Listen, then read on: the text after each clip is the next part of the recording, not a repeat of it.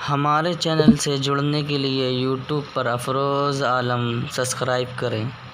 दुश्मने सरकार को चुन चुन के मारा, इसलिए कांपती है नजदियत अख्तर रजा के नाम से, कांपती है नजदियत अख्तर और तीसरा मरहला उसकी तरबियत का जिसका बाप शामिल होता है। तो माँ के 3 हक बयान किए और बाप का 1 हक बयान किया। मुझे बताओ, वो माँ और वो बाप जो औलाद को अपनी आंखों का तारा और नूरे नज़र कहती है, क्या उसके हक सारी जिंदगी भी कोई लगा रहे तो अदा कर सकता है? किसी ने कहा कि मैंने माँ को अपने कंधों पे उठा के हज करवाया और मौसम में हिद्दत और गर्मी इतनी थी कि अगर गोश्त का टुकड़ा जमीन पे पत्थर पे डाल दिया जाता तो वो भुन के कबाब बन जाता। क्या मैंने अपनी माँ का हक अदा कर दिया? कहा, तेरी विलादत के वक्त जो उसने तकलीफ सही, उस तकलीफ के एक झटके का हक भी अदा नहीं हुआ। ये तेरी माँ है। क्या तू इतनी बेवफा हो गई है कि उस माँ की मर्जी अब तेरी मर्जी नहीं रही? वो बाप जिसकी हड्डियां भी दर्द कर रही हैं और वो मजदूरों वाले अड्डे पे बैठा है, और जब कोई मजदूर लेने आता है तो इससे सही तरह से उठा भी नहीं जाता, फिर भी कली वाला डब्बा उठा के आगे बढ़ता है और मजदूर लेने वाले शख्स के साथ लिपट के चिमट के कहता है कि बाबू मुझे ले जाओ, 10 रुपए कम दे देना, मैंने अपनी बेटी की कॉलेज की फीस देनी है।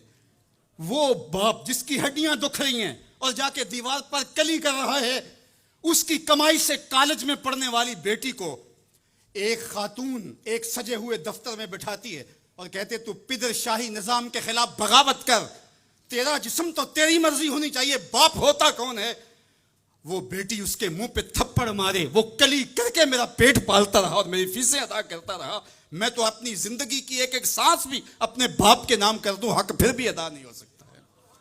मेरा बाप मेरी तालीम का जामिन है, मेरी जिंदगी का जामिन है, मेरी इज्जत और आबरू का पहरेदार है।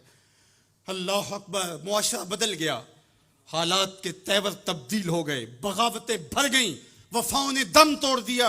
मगरबी तहजीब की यलगार ने मर्द आवाराओ, बेकारो, जन कमारबाश, क्या मुआशरा तख्लीक किया जा रहा है। मेरे हुजूर के गुलामों, आओ हमने दीन हुजूर से लेना है, और ये सारे चौंचले और ये सारी मगरबी वजीफा खोर तंजीमें ये दम तोड़ के रह जाएंगी। इस कायनात के अंदर और इस वतन के अंदर झंडा लहराएगा तो मोहम्मद अरबी के निजाम का ही लहराएगा इंशाअल्लाह। इसके लिए मैं और आपने अपनी जिंदगी की एक एक सांस लगानी है।